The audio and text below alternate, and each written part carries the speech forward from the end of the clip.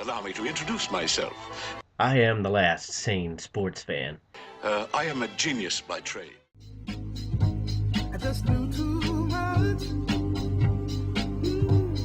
Does that make me crazy? Does that make me crazy? Does that make me crazy? Possibly. Hello, everyone, and welcome once again to The View from the Midwest. Once again, not really any big topics going on, so let's go around the sports world. Let's do it. Congratulations to Jordan Spieth on winning the Masters yesterday. An incredible performance from him. He was pretty much top-notch from day 1 to day 4. He ended up tying, I believe, Tiger Woods' course record for overall all over the 4 days. Just an incredible performance from him. And I'm not going to sit here and say, because the guy's fairly young. I believe he's 21, 22, somewhere in that range. I'm not going to sit here and say he's the next big thing, because we've seen what that does to people. We did that to Rory McIlroy, and McIlroy is still one of the top golfers, #1 in the world, but he hasn't necessarily done what Tiger Woods did, which is just dominate the golf world. And I think that's something that we have to realize, especially in a sport like golf, to where tournament to tournament, your game can be completely different. You can miss the cut one week, you can win the next week, you can be in the middle of the pack the week after that. There's just so many different variables as you play course to course, and obviously things change, layouts change, cup positions change. You're playing different styles of courses, links courses, heavily wooded courses, etc., and so on. So it's just good to see somebody young coming through the ranks.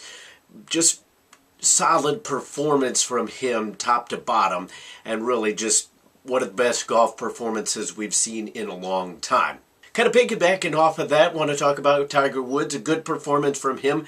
Again, not really what we have come to expect from the Tiger Woods of old, but I think we're getting to a situation now where the Tiger Woods of old is probably not going to come back.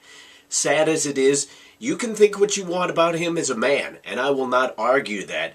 Take what you will about his personal situation, take all of that, throw it away. Looking at him just as a pure golfer, we saw the best and worst of Tiger Woods.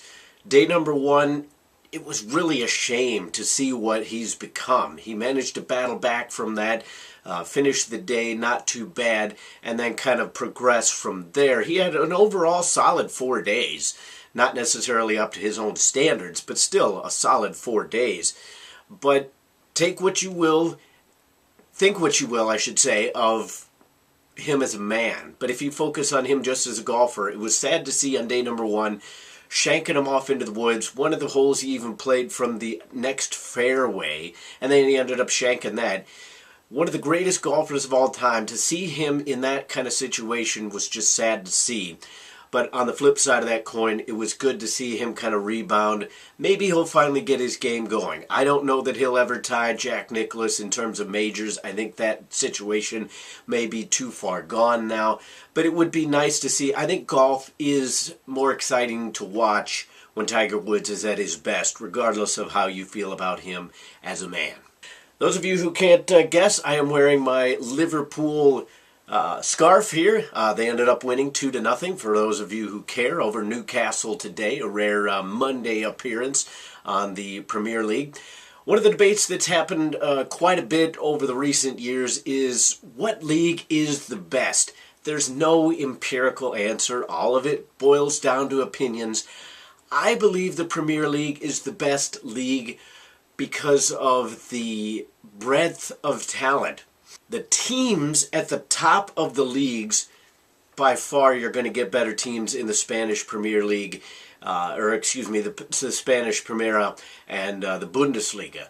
Because right now, the way the talent is broken up, Bayern Munich is far better than just about anybody in England.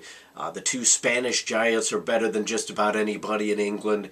And that has been proven out over the past couple years in the Champions League. English teams just have not fared very well. But when you take a look at the teams top to bottom, I think the English Premier League is one of the harder leagues in the world to win. Because although, if you really look at it, there's probably only 5, 6 teams that have a legitimate chance at winning the league title.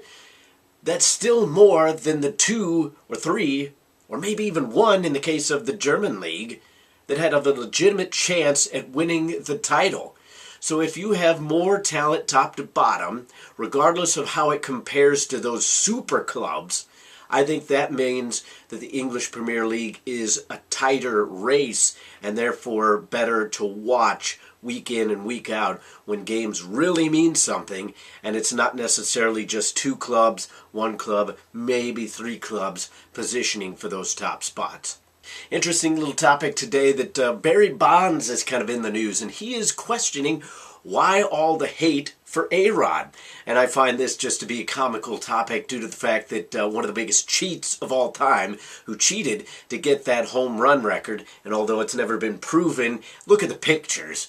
Look at him when he was a rookie, and look at him when he finished, and that is not a natural amount of muscle. I don't care how much he worked out through that, his body changed, his head changed. That is not a natural feat. And for him to sit there and say that baseball should celebrate A-Rod approaching Willie Mays' mark more so than they are is kind of comical, to be honest. Now, I agree with some people that say the New York Yankees have gone overboard to really kind of discredit A-Rod. But on the flip side, I don't necessarily think that he is deserving some high praise for taking steroids and being one of the all-time home run kings as well. Last little topic I want to jump into, the hockey playoffs are going to come up. I'm going to do a more in-depth video tomorrow looking at the playoff matchups. We'll probably take the first round of Wednesday games and preview those tomorrow, and then vice versa, look at the Thursday games on Wednesday. We'll kind of see how all that rolls out. That being said, I think this year was a really exciting hockey season, and it doesn't even necessarily have to do with the fact that the Blues, my hometown team, are rolling into the playoffs with a lot of momentum. Really just looking at the playoffs as a whole, there was a lot of exciting hockey down the stretch. A lot of playoff positions were being jockeyed and bandied about, and it was just a really good atmosphere for the NHL to put its product on the ice. The Eastern Conference a little less so than the Western Conference due to the fact that high-profile teams like Pittsburgh and Boston, even though they were battling for that last playoff spot, they also kind of backed their way in. Boston obviously missing out, but Pittsburgh kind of sliding. Boston not playing well down the stretch. They still both had chances there at the end, so it wasn't quite as exciting due to the fact that they weren't playing very well. But with everything being so tight and compact, every game meant something down the stretch. And I think it was really good for hockey to have that kind of atmosphere going down to the wire. That'll wrap it up for today's edition of The View from the Midwest. Comment, rate, and subscribe down there if you're watching on YouTube. If you're watching on Facebook, go to the YouTube page. You don't have to watch the whole thing all over again, but let's get this rolling right here so we get more views and everything and everybody involved in that. But until the next time, I'll see you then.